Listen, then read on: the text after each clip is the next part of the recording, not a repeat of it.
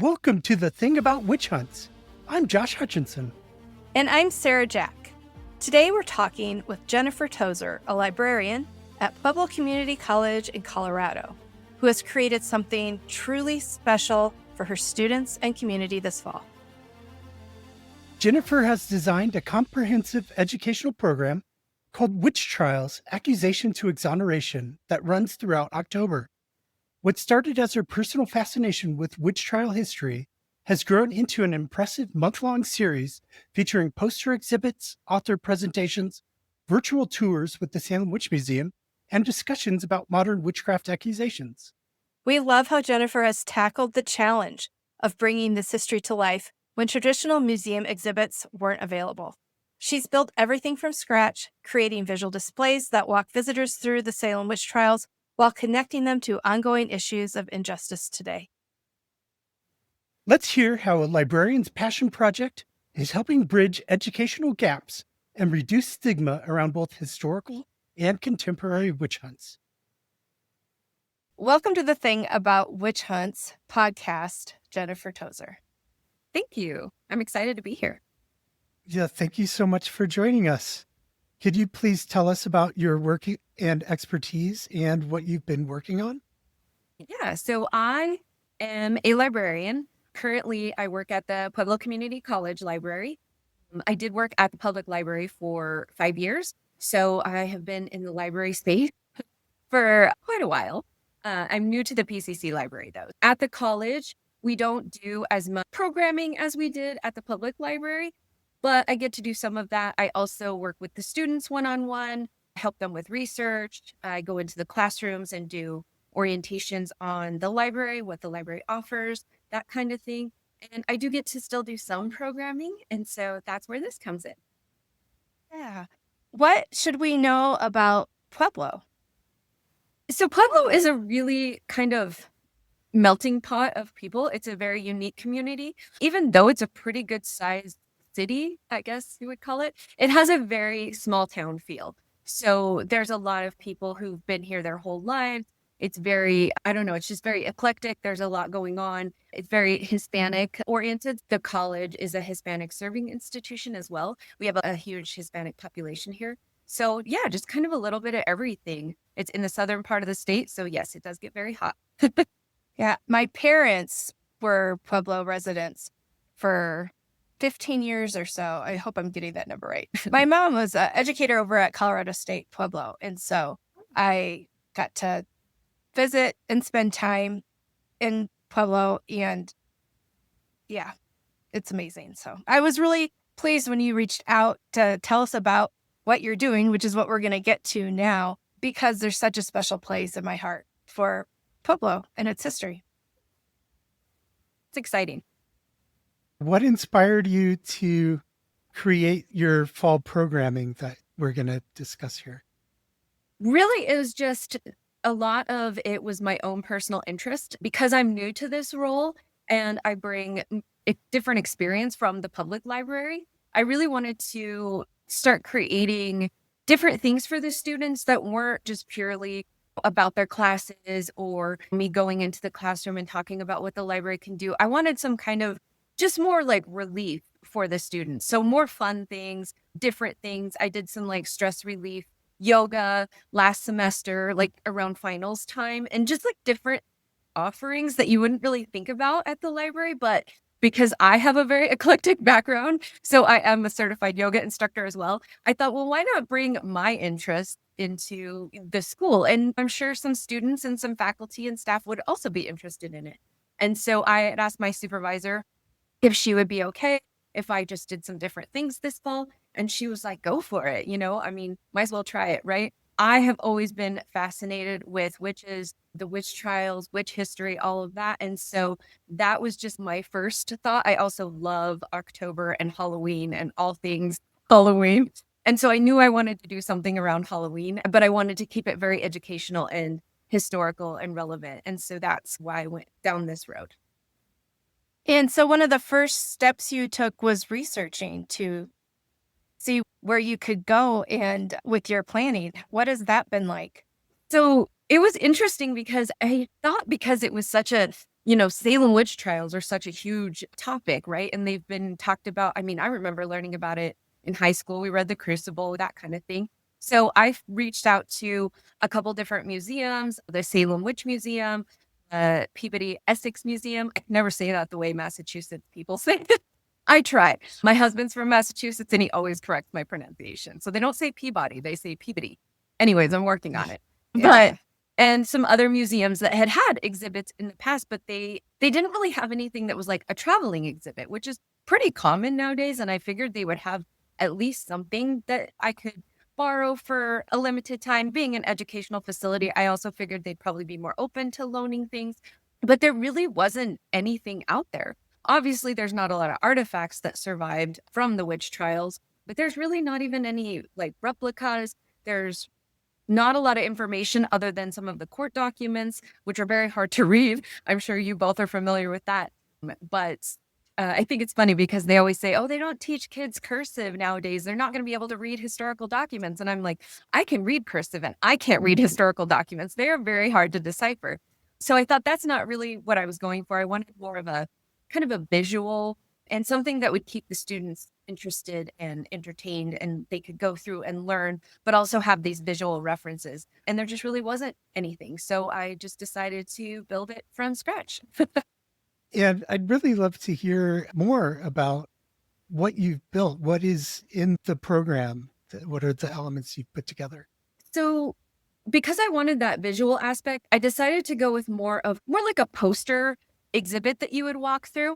We've done a couple of these when I was at the public library about Pueblo history, or specifically there was one on the steel mill. And so that was where I got my inspiration. They had these like informative, they were really big, but they were big posters and they would have some photos, but some information. And so you could walk through and go through the timeline, learn about different things and come on the other end. So it was almost like going through a museum, but really it's just a poster presentation. But I do still want to have like artifacts and some visual things. We have some display cases. I also wanted to incorporate that. And so as they're going through, there are different posters that I've designed on different aspects about the witch trials. I do focus on the Salem witch trials mostly, but then I do talk about also the relevance today and what your organization is doing, things that are still happening in the world today, because we think Salem and we think it was forever ago. And what does that have to do with me? And if you think about it, it really wasn't that long ago. And these things still happen today. And I just don't think a lot of people know that. So I really wanted to start with something that people would be interested in and might draw them in, but then also talk about why it's still relevant, why it's important to talk about these things and learn about these things and what's happening today. And then I also wanted to just distinguish between what people who identify as witches today and what that means versus what we're talking about when we're talking about Salem and how they thought witches had literally signed a contract with the devil and it was evil and it was all of these things versus people who practice witchcraft today and the differences there and the stigma still around that, and try to reduce some of that stigma and that like fear around it, I guess. And you've been to Salem. Did that inspire you that you could share that message and reduce the stigma? Yes. So I have always wanted to visit Salem, but growing up, we didn't do a lot of vacations. We definitely did not go north a lot. My mom hates the cold, so we would always go south when we went on vacation. And so my husband is from Massachusetts, like I mentioned, and I did finally get to go back there. And it took me 40 some years. And so I thought, why not try to bring this to people who, like me, maybe couldn't get there or haven't been able to make it there, and just try to bring part of that experience to Pueblo and to people who maybe can't get out. I know there's a lot, especially here at Pueblo Community College, we have some lower income students and families, and they can't always go to all of these places. And so one of my goals when I was at the public library, a lot of it was bridging that technology gap, which we do here as well. But I also wanted to just bridge that gap that not everyone can have all of these experiences, but it's the next best thing, right? So you're bringing it to the students. And so that was my hope with that. Oh, and get to go back to Salem this fall. I'm actually going right before this program. I'm going at the end of September, beginning of October. I'm going to go back to Salem only for a couple days because the trip was supposed to be to Vermont for like some leaf peeping. I've always wanted to go to Vermont in the fall. And it's my anniversary. And so we were going to go to Vermont. And I asked my husband, well, begged basically, can we please go to Salem for a couple days? So he just knows that's a thing now. Whenever we go to the East Coast, we have to go to Salem. But it's very exciting because I'll get to meet some of the people I've been working with and tour some of the places that I didn't get to go the first time I went. And so I'm very excited. And I understand that part of what you're bringing to the students also involves a virtual tour with the Salem Witch Museum. Yeah. Yeah. So the Salem Witch Museum does what they call, I think it's like a virtual field trip kind of a thing. And they had different aspects that they focus on. And so the one that we chose, I worked with a professor here who teaches criminal justice.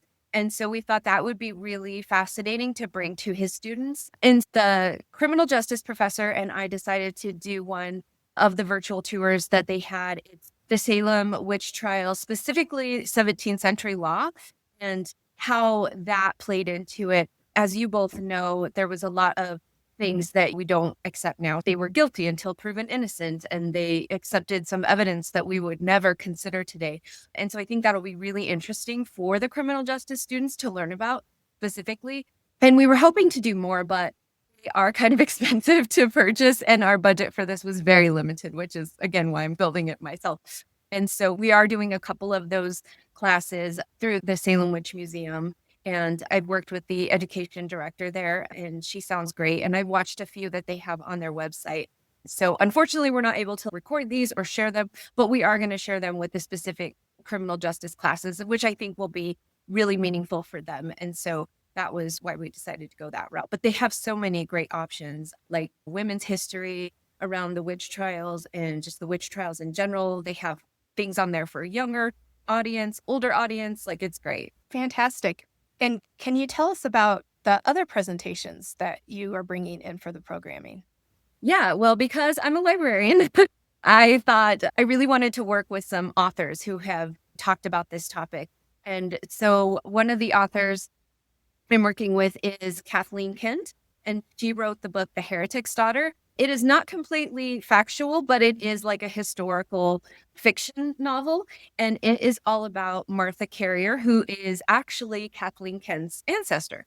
So she wrote this book around Martha Carrier, who was one of the convicted in the witch trials, and she was hanged. And so she wrote about that and just the story she had grown up hearing about, but then tried to really write it in a realistic way. I don't read a lot of historical fiction. It's not really the genre I tend to gravitate to, but I really enjoyed the book. And I lucked out because I was following her on social media. And when I reached out, she was like, I would love to come in person. And I was like, oh, I thought she lived in Texas or wherever it said on her website. But she, I guess, had recently moved to Colorado. So she's going to be here in person, which is great. So I'm very excited about that because it will be in person. I'm hoping that we get great attendance for that. It's also going to be offered hybrid. So like people can join virtually as well. And we're going to give a signed book away. So if they do come in person, they'll get a chance to win her book. And she'll be here. We'll do like an author reception after her presentation, and she'll sign some books. We don't have books for sale because we don't do that at the library. But if they bring their own book, they can get it signed. And so that's going to be super exciting. And then I also have another author, Daniel Gagnon. He is actually a Massachusetts resident. So his presentation is going to be completely virtual. But his book, A Salem Witch, it's all about Rebecca Nurse. So it's basically like her biography, everything from where she started out coming over to America and her whole life story. And then it leads into how she was accused of witchcraft and tried and eventually hanged and then exonerated after. So it's like the whole story of Rebecca Nurse. It is a fabulous book. I just finished it recently and I learned so much just that I didn't even know. And I've been reading about the Salem witch trials for so long, and you learn something new every book you read. And so he is going to be presenting virtually, and we also have a signed copy of his book to give away. So that is going to be really fun. And then Sarah, you are also coming to present. And so that's going to be a lot of fun. You talking about your organization, what you all do, which I think is just great. And hopefully we can get some interest in this and in the cause. So yeah. Yeah. Thank you so much for including us and giving us space in the community to raise awareness about witchcraft accusations today. That's awesome. I'm just so excited about everything that you're putting together. And I know you're going to meet Dan in a couple of weeks when you go out there. Yeah, hopefully. He said he would give me a whole tour of the Rebecca Nurse homestead. He's on the board of directors there. He's in the historical society. Like, it's just going to be so great to kind of see Salem, but also have an expert there, like tell, because before it was just me and my husband's not that interested in it, right? So I'm just kind of trying to figure things out and drag him along. And so it'll be great to meet someone that I've been working with virtually for months and hopefully get to tour. I did not get to go to the Rebecca Nurse homestead the first time I was there, so that'll be really exciting. Yeah, we've been fortunate to have Dan as a guest on this podcast a couple times. He Yeah. came and spoke about Rebecca Nurse and then George Jacobs Sr., who's also buried on that property somewhere. Yeah, and So- I initially thought he was a descendant of Rebecca Nurse, but I guess he isn't. He's just very interested in it. But you, Sarah, are a descendant of Rebecca Nurse. Is that right? I am. And that's one of the things that propels my passion around this topic. I too thought he was a descendant. I remember he was one of our very first guests, like in the first dozen. And I was so excited that we were going to be interviewing him. And I had just read his book and I tweeted something out calling him a descendant. And I got a sweet little private message correcting me. And I'm like, oh, yeah. So I think that happens to him a lot. But Rebecca is so meaningful to many people. And I have discovered that even beyond Dan, there's just so many non-descendants that gravitate towards her story and want to honor her. Yeah, it's a really fascinating story. Like I said, I learned so much. And honestly, I think you could write about each of the victims, a whole book, because there's just so much. They were all so different and there was so much involved. I thought, well, how are they going to write a whole book about one person in the witch trials? But, each person's story, I feel like really needs to be told. I hope more of these come out because I thought it was great and it was very educational, really well researched. Obviously, Dan knows what he's doing. And he's a history buff. History was not my forte. So the fact that I'm even doing this, I've learned so much. And really, it has kind of gotten me interested in history. And so I'm hoping it does the same for some of our students or faculty, staff. I've mentioned it to a few of the staff here and I found out things about them. Oh my gosh, my wife is super into this. She's going to be so excited. She's going to come to all your presentations. And so things I really wouldn't have known about people just by talking about this and getting that interest up. So it's really kind of cool. As you've been learning about the Salem witch trials, what are some things that have surprised you? Oh gosh, I think one of the biggest things that's stuck with me is this story about Dorothy Good, the little girl, Sarah Good's daughter. And I think she's referred to as Dorcas a lot. Mistakenly, they thought her name was Dorcas. So she's usually called Dorcas in a lot of historical documents. But I guess recently they've discovered her name was Dorothy. She was only 4 or 5 years old and accused of witchcraft and left in this prison even after her mother was hanged and just affected her for her whole life. There was a really good presentation on the Salem Witch Museum because Rachel, who is the director of education of the Salem Witch Museum, was one of the ones that kind of discovered more about her and her whole story and that she just had mental problems for the rest of her life and just how it really affected her. I think that story, I guess being a mother really affected me. And that was one of the craziest things I learned that I had never even heard about. And so that was definitely really interesting. But there's been a few things that I learned. I didn't know about spectral evidence. That was fascinating. The fact that it was even accepted and someone could just say they saw your specter and you could be convicted on that. Yeah, so many interesting things. I tried to put them all into my exhibit, but I'm sure I probably couldn't capture them all because there's just so many. I'll probably have to do this now every year. That would be awesome. If you could pull that off with your energy and time, I know that people will be lining up to see the new additions. I've really been impressed with your resourcefulness. Like you said, you started from scratch. And when we first connected in April, I was so thrilled that you were interested in doing this. And I was, I hated knowing how difficult it was going to be for you to build up some of your the vision that you had for this, but you have done that despite the barriers.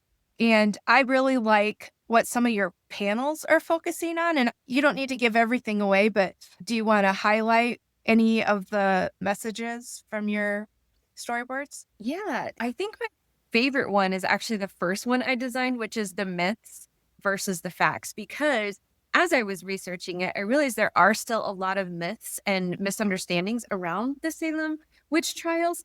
And so I try to highlight the main, I think I've got about maybe 12, maybe 13 on there that are pretty well-known myths about the Salem witch trials. And then I talk about the facts that actually happened. One, as you know, is the ergot theory, where there was the fungus and the wheat, and apparently that myth just will not die. And so I'm going to try to help with that. But there are others. People thought witches were burned in Salem, and they were not.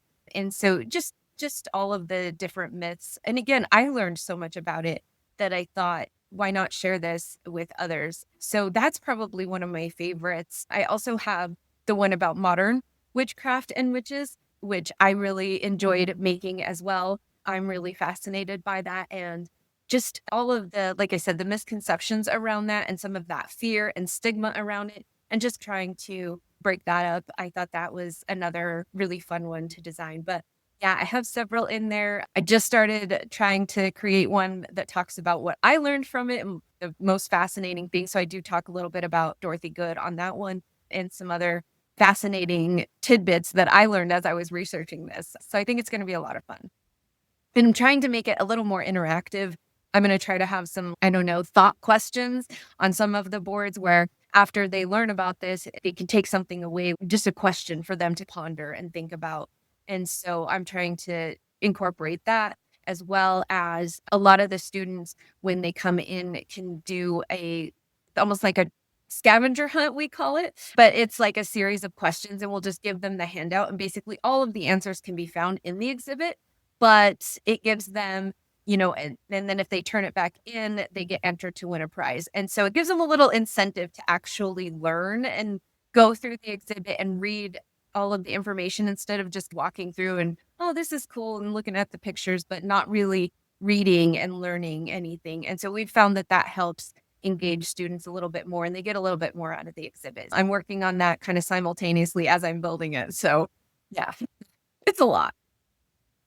It is a lot, but it is just, it's really going to ripple into the student experience. That's one of the things about witch trial history. You have mentioned today, it's their individual stories, and you just learn so much understanding what happened to them in the courts and then learning about their lives. And it's so applicable to things we experience today with injustice. And so I'm just really grateful that you dug your heels in and created this for your community. Is this available to the public to stop in and look at?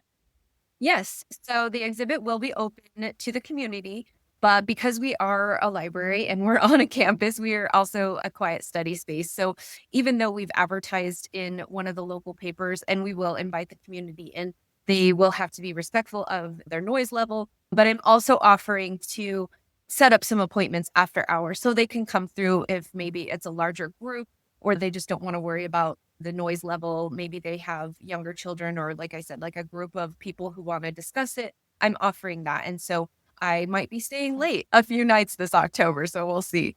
But yeah, I wanted to open it to the community, but I also didn't want to impact the students and their need for having a quiet study space on campus. And so it's trying to find that balance. I was just thinking how it might be interesting, and maybe you're already thinking about this, but won't it be interesting to see what questions come in maybe before they see the exhibit, after they see the exhibit? Are you going to find the same question or comment coming up a lot? Are you going to have a big variety? That's like being on the inside of this, like you are, you're really going to get to enjoy that aspect, that initial impact of the information on the students. Initially, I was worried too that we might get some blowback from the community. I mean, anytime you mention witches or witchcraft, again, there's that stigma and that fear around it, which I'm trying to get rid of. But you always get a little bit of pushback from the community. So I was a little worried about that, but I made sure that I talked this over with the president of the college and that he was on board with it.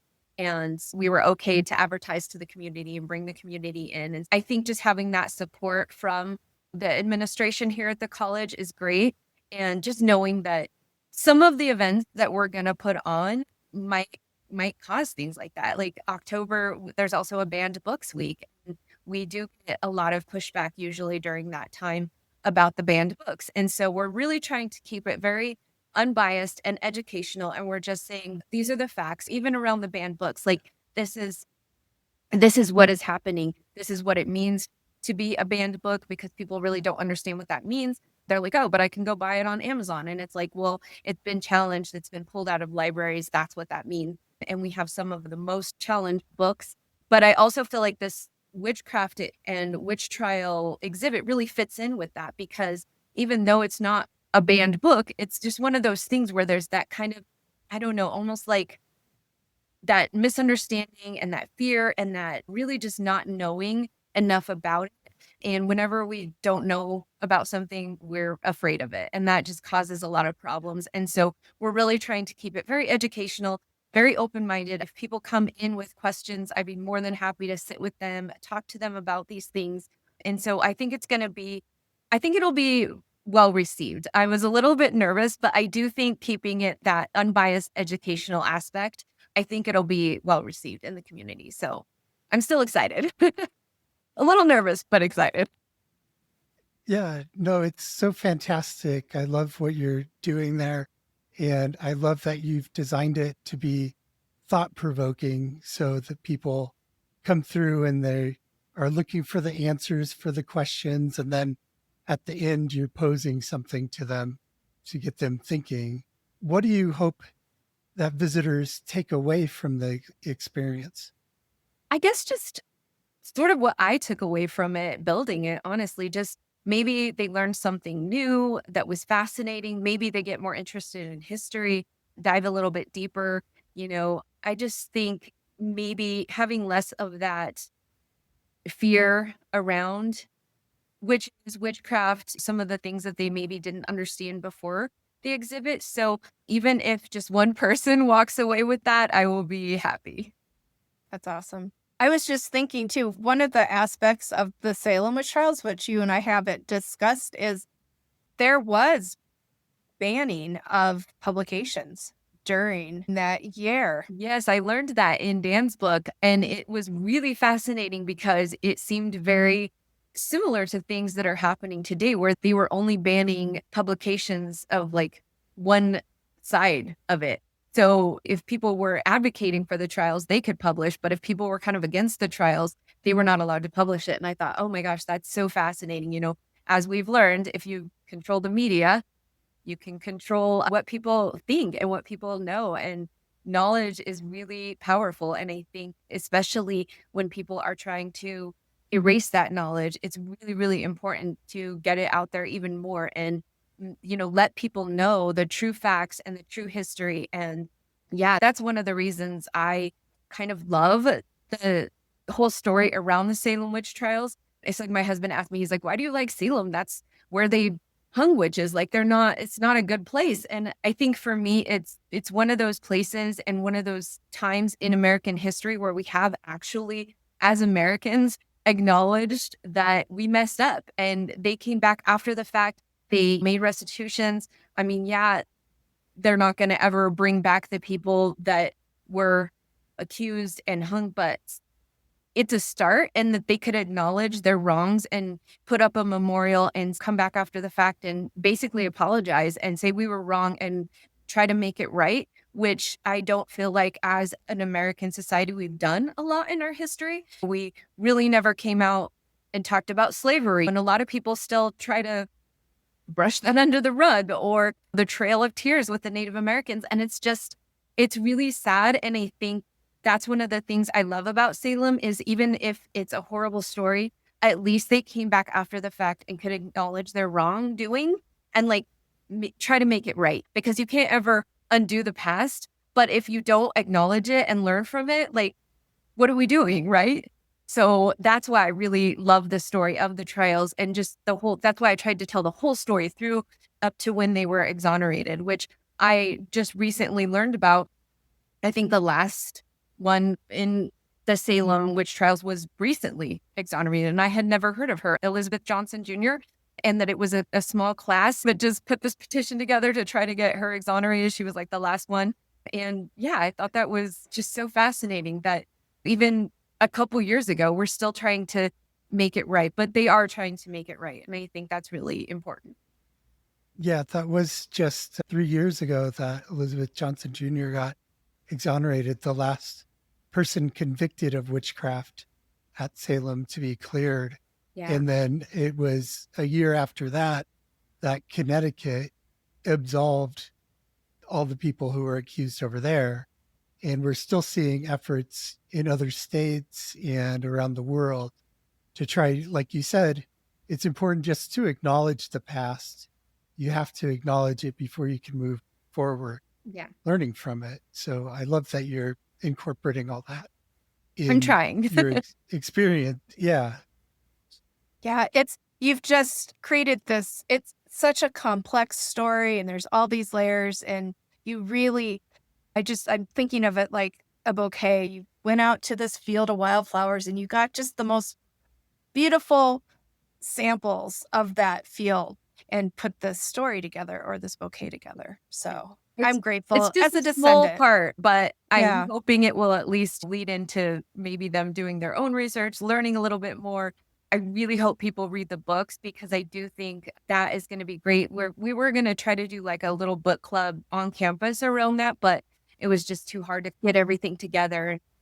But hopefully, at least some of the faculty or staff and students can read the book beforehand and really have those meaningful conversations with the authors too, because I thought the books were really just fantastic. And like I said, I learned so much. And so I hope that others can do that as well, even if it's after the fact, because we did order a few of the books for our collection. So even if that just interests them and then they check out the book and read it, I think it'll be really great. Awesome. Yeah. I really love Kathleen Kent's work, The Heretic's Daughter. And then there's a sequel to it, The Wolves of Andover. And they're both so entertaining. It's not an exact replica of the history, but it puts you in that situation so you feel what the characters would have experienced. Yeah.